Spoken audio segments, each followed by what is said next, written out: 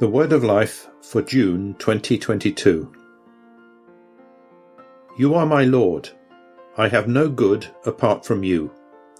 From Psalm 16, or 15 in some translations, verse 2.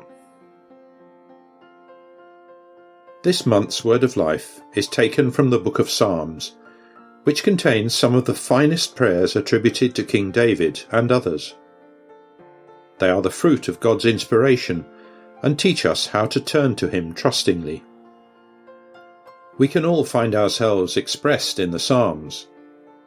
They touch the soul intimately and express the deepest and most intense human feelings: doubt, grief, anger, anguish, despair, hope, praise, thanksgiving, and joy. That is why they can be pronounced by every man and woman during all ages, from all cultures, and at every moment of life. You are my Lord. I have no good apart from you. Psalm 16 was a favourite of many spiritual authors. For example, Saint Teresa of Avila commented, "Nothing is lacking to those who possess God. God alone is enough for them."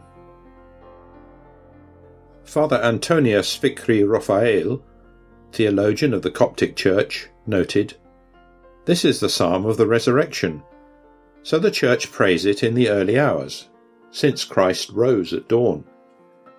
This psalm gives us hope in our eternal inheritance.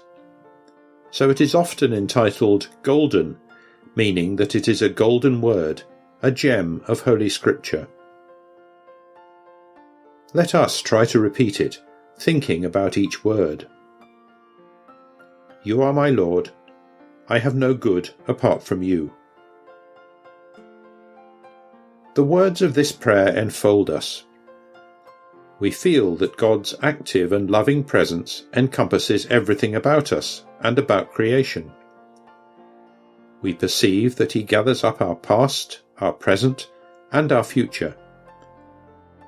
In him, we find the strength to confidently face the sufferings we encounter and the serenity to lift our gaze and see hope beyond the shadows of life. So, how can we live the Word of Life this month? Here is CD's experience. Some time ago, I began to feel unwell. So I underwent a series of medical examinations which required a great deal of waiting. Finally, I found out what was wrong with me. I had Parkinson's disease. It was a huge blow. I was 58 years old. How could I have Parkinson's? I asked myself why it was happening to me.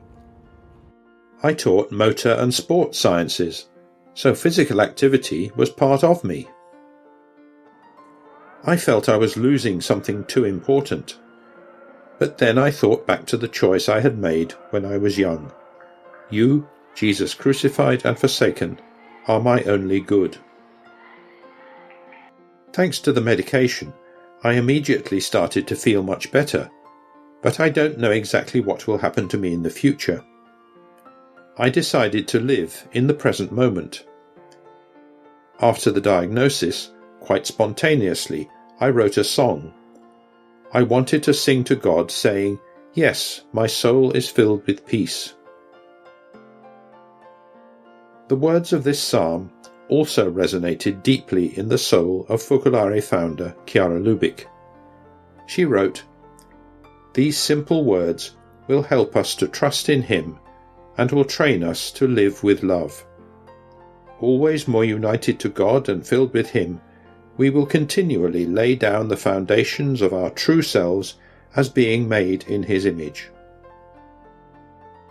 During the month of June, we can be united in raising a declaration of love to God and radiate peace and serenity around us. This commentary, on a phrase from the Scriptures, was written by Letizia Magri. It suggests ways of putting it into practice in everyday life.